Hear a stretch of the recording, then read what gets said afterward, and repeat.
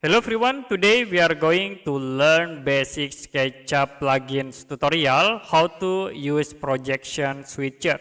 So you can download these plugins from the extension warehouse and then you can click download. After it you can install into your Sketchup software. Now to use these plugins I will create the rectangle object and then use Pull Tools to convert into 3D. Now you can change for the view into front view. So this is front view. So you can set into the perspective, you can click this button.